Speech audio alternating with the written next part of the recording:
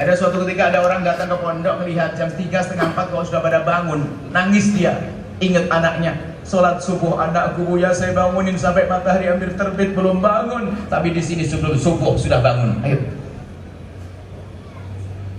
Nikmat wahai para wali santri. Kalau anda punya anak kok tidak syukur, waduh bahaya, dicabut nikmat tersebut oleh Allah. Mau apa yuk? Maka syukuri. Cara bersyukur bukan sekedar ucapkan alhamdulillah.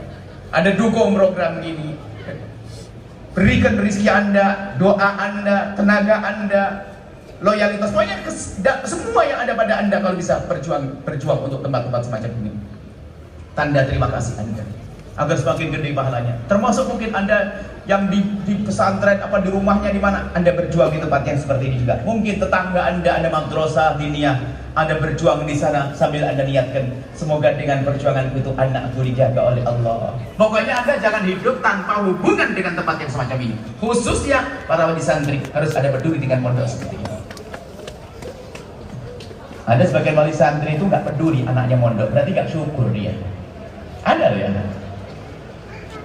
Yang mulia Kakanda Haji Aling, ada kan gitu, tidak usah ngomong, mesti ada begitu. Insya Allah pasti nggak ada. Ada seperti itu. Ada yang nggak peduli dan sebagainya, berarti tidak bersyukur dia.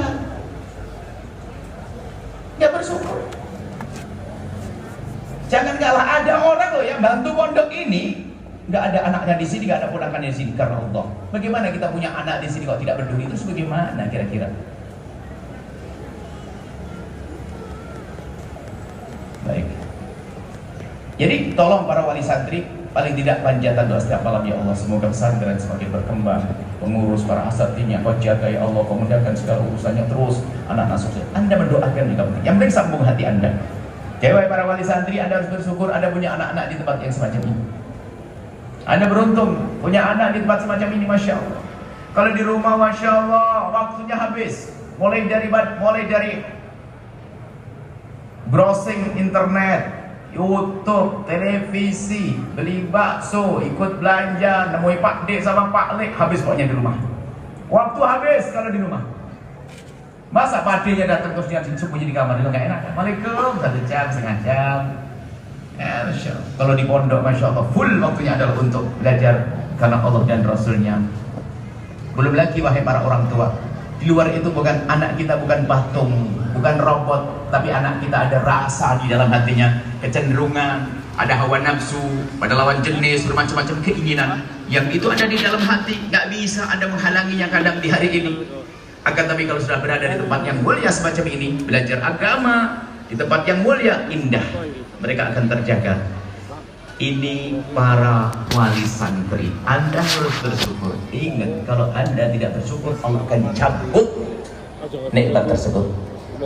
Baik, kemudian yang ketiga, pesan untuk para pejuang-pejuang, dimulai dari para asatid dan ustadzatnya dan semuanya, termasuk hei tukang sapu pondok pesantren, hei tukang masak pondok pesantren. Kalau kalian sudah berada di tempat yang mulia semacam ini, jadi mulia itu hanya gelar di dunia saja. Ada tukang sapunya, ada tukang masaknya, tetapi kalian harus tahu bahwasanya kalian adalah tim kebersamaan, tim yang luar biasa. Siapa yang paling mulia di antara kita? Yang paling tulus. Maka beruntung dari ustadznya semuanya, Anda beruntung. Hidup Anda dengan pahala, lihat hidup Anda wahai para ustadz dan ustadzah. Hidup Anda dengan para santri, dengan para penuntut ilmu, pahala. Awas kalau tidak Anda bersyukur atas nikmat ini, tiba-tiba akan dipindah oleh Allah mencari rezeki di tempat yang di situ ada dosa, ada maksiat bermacam-macam. Belum lagi kalau Anda duduk di tempat semacam ini dengan iman, apa yang Anda sadari dengan keimanan, lihat ternyata semua pahala-pahala yang dilakukan atau kebaikan yang dilakukan oleh para santri mengalir kepada Anda dan juga kepada semua para donatur dan semua orang yang berkiprah ikut andil di dalam melestarikan pesantren ini. Lihat, itulah orang cerdas. Orang cerdas, termasuk para donatur cerdas, ustadz-ustadz ini cerdas ya. Ustadznya sholat sunnahnya tetap begitu saja kemampuannya, tapi karena dia mengajak santri untuk sholat, maka pahalanya akan mengalir kepada mereka. Para donatur lihat di rumah tidur ya, Cuman karena dia ngurusi pondok pesantren, ternyata semua pahala yang ada di pondok pesantren ini akan mengalir kepada Anda. Yang punya rizki, ternyata rizki kita tanamkan sekali di sini akan mengalir, pahalanya tidak henti. Yang ngerti dunia dagang, saya masih ingat dulu waktu di SMP, suruh menghafal prinsip ekonomi adalah pengeluaran sekecil-kecilnya untuk mendapatkan hasil sebanyak-banyaknya. Kalau modal kecil nggak bisa duit kan gitu, masa mana? Akan tapi ternyata prinsip ekonomi itu berlaku di tempat pondok pesantren. Anda itu menancapkan sekali, dua kali, pahala mengalir sampai Anda mati pun masih mengalir. Hanya berlaku di sini. Pernah dengar juga dulu, pernah heboh tentang multi level marketing. Itu kan banyak khayalnya, tapi ternyata terjadi di pondok ini. Lihat, dia dapat pahala, Anda dapat. Terus itu santri Anda ngajar lagi, Anda dapat. Multi level marketing semuanya hanya ada di sini. Anda kaya raya, wahai para guru, wahai para donatur, wahai para pejuang. Anda kaya raya kalau Anda paham. Cuman ingat, Anda tidak melihat pahala karena Anda masih hidup. Kalau Anda ingin cepat melihat, Anda meninggal. Tapi jangan dulu, semoga panjang umur. Nanti langsung ngomong begitu, langsung pengen lihat. Panjang umur, semuanya sehat, semuanya. Ibunda, panjang umur, sehat. Tadi cerita, ayah Anda beliau tidak sempat melihat siapa ada melihat pahalanya hari ini mengalir, makanya sangat beruntung. Kalau beliau tadi cerita tentang ibunda, ayah handanya tidak sempat melihat. Saya cerita tentang ibunda saya. Ayah anda kami masih hidup, ibunda sudah mendahului. Beliau adalah perintis pertama pesantren Al-Bahjah dibangun. Jadi beliau dengan modal duit, bukan orang kaya, tapi beliau cerdas rupanya, ya kita dia memberikan uangnya untuk beli tanah sampai sekarang berkembang. Lihat, saya tidak mau beliau tidak melihat, tapi sekarang justru mereka melihat, beliau melihat dengan jelas. Kita yang melihatnya remeng-remeng, kadang ketemu pelit, kadang ketemu capek, kadang ketemu, tapi beliau melihatnya yakin, pahala mengalir. Maka ayo kita berbekal yang banyak insya Allah di tempat ini. Ini adalah kita jadikan hari perkenalan, tapi yang jelas kami bangga, tempat yang paling menyejukkan di dunia ini adalah tempat menuntut ilmu. Kalau saya melihat santri itu senang, saya bisa ngobrol kalau sama santri, saya lama. Saya kalau ngasih semangat kepada santri, pakai, pokoknya sampai dia tuh nggak mau keluar dari pondok, maunya gitu. Karena indah, dan juga para pejuang-pejuang, para donatur.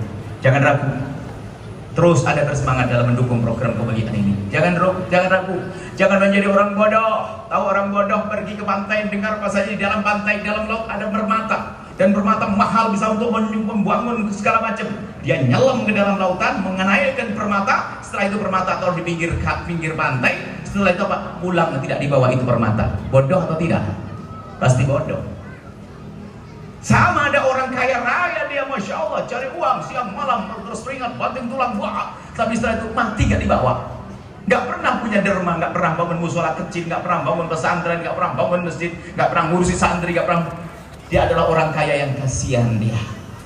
Kasihan dia orang kaya. Kan tapi ini kalau di sini ada orang kaya, kami yakin mereka orang kaya di dunia, mukotimah kekayaan nanti di akhirat. Kalau ada ahli-ahli pakar-pakar di sini, maka sesungguhnya dia adalah juga orang kaya nanti di akhirat. Baik, Masya Allah. Semoga ini adalah pertemuan mukotimah kita bertemu kelak di surga. Kami sedang dengar, karena beberapa tahun yang lalu anak kami nak mampir di sini. Anak mampir di sini, alhamdulillah. Tidak tahu mungkin berapa tahun yang lalu, 4 tahun ya, 4 tahun yang lalu di sini. Nah, alhamdulillah. Semoga Allah menjaga perkumpulan kita ini, pesantren terus berjaya, Yayasan Istiqomah ya, Yayasan Istiqomah terus berkembang dan berkembang. Yang berjuang diberi keikhlasan. Para orang tua yang beruntung, para guru-guru yang tolong, wahai para guru, Anda ini orang-orang yang beruntung dipilih oleh Allah, yang semangat. Jadi saya ingatkan kepada para pejuang-pejuang di sini, Anda yang kenal Allah, guru harus lebih kenal Allah daripada santri, daripada pejuang yang lain. Yang berjuang di dalam harus lebih kenal Allah. Maka ada sedikit, tolong disiplin, itu tanda ikhlas. Maka jamnya harus jam disiplin. Jangan sampai sekolah, ada sekolah di tempat di luar sana, sekolah tidak ada urusan dengan agama. Pokoknya anaknya harus pintar, sukses, pengen jadi menteri, jadi ininya, sok disiplinnya luar biasa. Padahal impiannya, orientasinya bukan ridho Allah, hanya bagaimana anaknya sukses. Tapi bisa disiplin loh ya.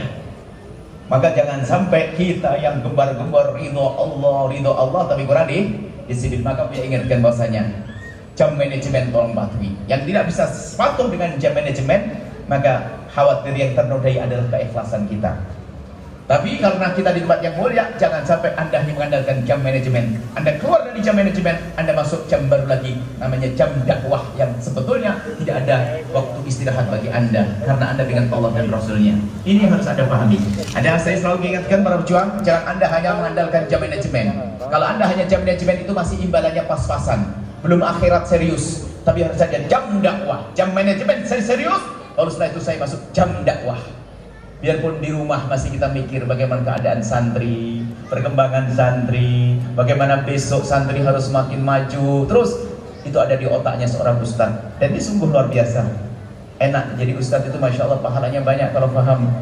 Kemudian juga aku ingatkan kepada semua pengurus-pengurus yang ada di sini, karena Allah, kalau tidak ikhlas rugi, kalau kita tidak tulus rugi. Kalau nggak ikhlas berjuang rugi, kelihatannya tok kita sukses di dunia, ternyata tidak kita lihat nanti di akhirat pahalanya.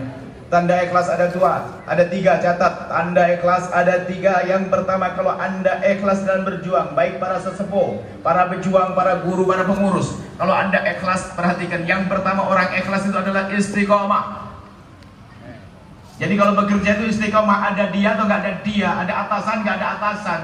Bahkan dalam keadaan sakit pun masih berusaha untuk serius. Yang pertama adalah istiqomah. Yang kedua adalah itqan, serius. Kalau mengerjakan suatu serius, itu tanda ikhlas. Karena apa? Dia merasa dilihat oleh Allah. Seperti seorang pegawai bekerja di sebuah perusahaan dia. Kalau ketemu bosnya bagaimana kerjanya? Wah, semakin semangat karena ada bosnya. Apalagi di saat bosnya menawarkan, kalau kau benar kerjamu, kasih bonus 3 kali lipat gaji, 3 kali lipat gaji. Semangat kerjanya. Apalagi bosnya bilang, makanya saya pasang CCTV. Di mana? Bagaimana kisahnya? Karena ngerti pasang CCTV, kerjanya langsung di depan CCTV. Wah, tak tahu giliran listrik mati, selonjoran. Lalu bagaimana ini orang ini para pejuang-pejuang ini? Dia kenal Allah. Kalau memang dia kenal Allah, ikhlas dan kenal Allah, dia akan serius bekerjanya dan istiqomah. Kenapa? Yang melihat Allah, nggak ada istilah CCTV mati. Allah yang memberi pahala. Jadi ada orang yang bekerja di pabrik itu, berangkat pagi pulang sore, berangkat pagi pulang sore, berangkat sore, setiap hari. Kok bisa istiqomah dia? Karena di dalam hatinya ada keyakinan bahwa di akhir bulan dapat gaji dia. Kalau ada berita gajinya nggak ada, pasti nggak mau bekerja lagi. Lalu bagaimana Anda dengan Allah? Apakah Anda menduga Allah tidak memberi pahala kepada Anda? Kenapa kemarin kok Anda semangat, hari ini tidak? Hanya gara-gara ada orang yang bikin jengkel saja Anda berhenti? Justru jengkelnya kawanmu adalah tantangan Anda untuk lebih maju lagi, bukan mundur. Anda gampang patah semangat gara-gara teman kerjaku nggak enak. Nggak ada urusanku dengan Allah, bukan dia. Jangan gampang patah dia, berjuang kok. Ini masih lumayan. Di medan laga itu ada orang lehernya itu terputus karena temennya mau nebas lawannya berhindar, kenal temennya kok masuk surga. Jadi itu serius, ikhlas, istiqomah. Yang ketiga, jika Anda ikhlas dalam berjuang adalah Anda tidak pernah berpikir apakah jadi kepala atau jadi ekor. Kalau sudah urusannya ribut, urusan kepala atau ekor, ternodai keikhlasanmu. Sudahlah, jadi penjual sayur saja masuk surga dari penjual sayur. Nggak usah ngurusi begini-begini. Karena bahayanya rebutan begini nih, rebutan posisi. Orang tidak ikhlas, repot.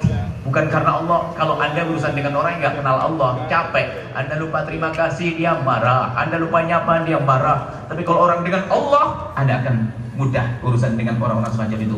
Khusnul